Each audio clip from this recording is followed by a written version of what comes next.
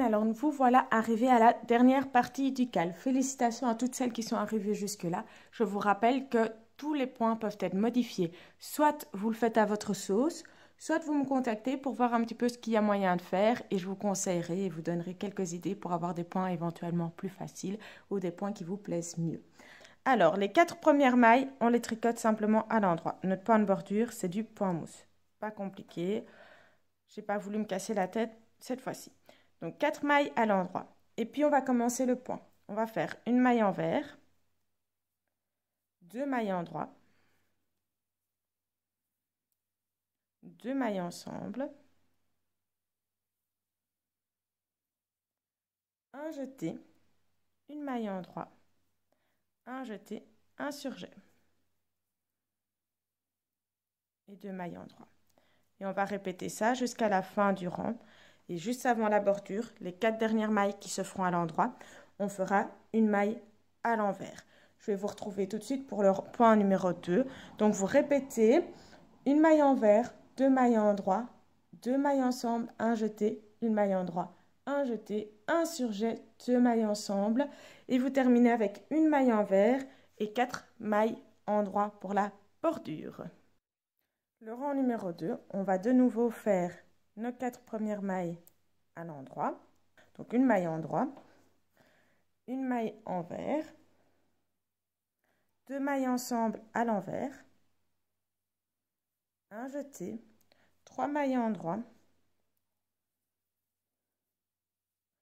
un nouveau jeté, 2 mailles envers, 2 mailles ensemble pardon, à l'envers, une maille envers, et puis vous recommencerez ce point ainsi de suite jusqu'à arriver à votre 5e maille avant la fin qui sera à l'endroit et puis les 4 dernières à l'endroit.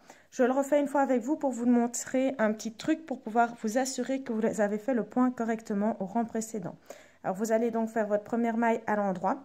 Si vous avez le bon nombre de mailles, normalement cette maille-ci sera toujours à l'endroit, vous serez toujours sur votre côte et donc votre maille endroit tombera toujours sur la côte.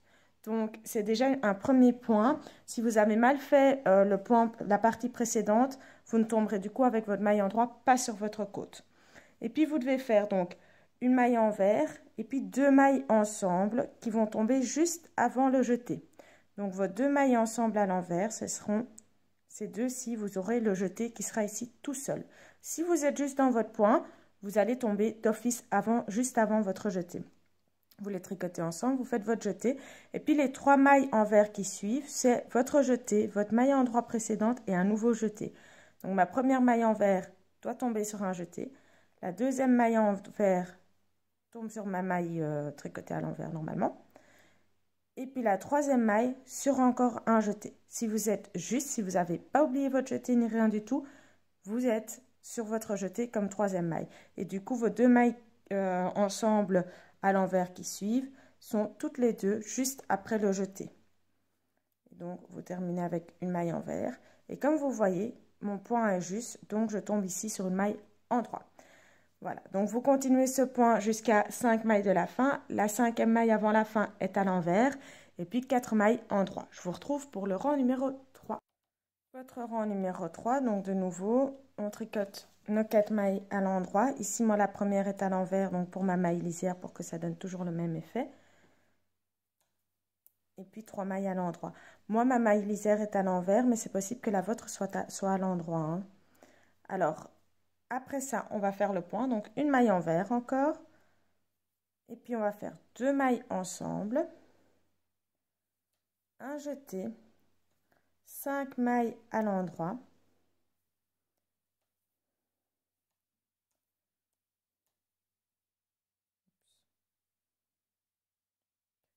Donc, un jeté, un surjet simple à l'endroit. Et puis, on va recommencer le point, comme ça, jusqu'à 5 mailles de la fin. De nouveau, la dernière maille à la fin sera à l'envers et les 4 dernières à l'endroit. Donc,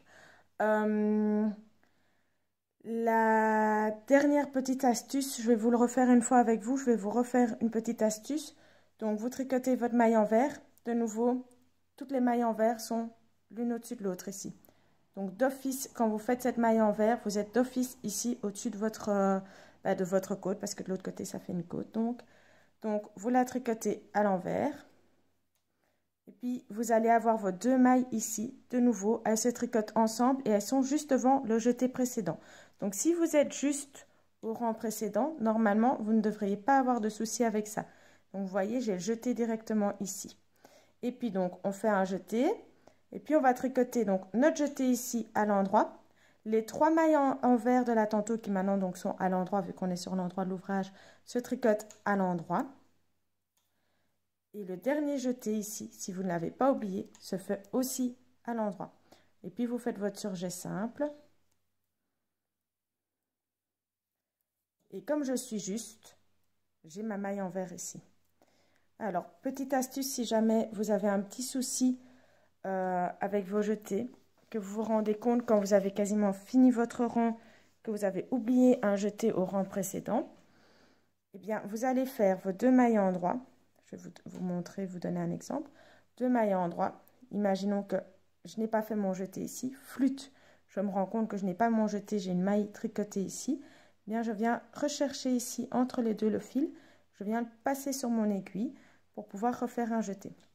Et puis, je peux le tricoter normalement comme j'aurais dû. Donc, mes 5 mailles en endroit suivi de mon jeté. Et puis, mon jeté, mon surjet simple. Et je continue mon rang, ainsi de suite. Je vous retrouve pour le 4e rang. Voilà, alors dernier rang pour le point. On va donc faire toujours notre bordure avec nos 4 mailles à l'endroit, en faisant attention à ce que notre maille lisière soit faite correctement. Donc dans mon cas, toujours à l'envers. Et puis je fais mes 3 mailles suivantes, donc à l'endroit. Puis je commence le point. Ma première maille est à l'endroit. Puis je fais 9 mailles envers.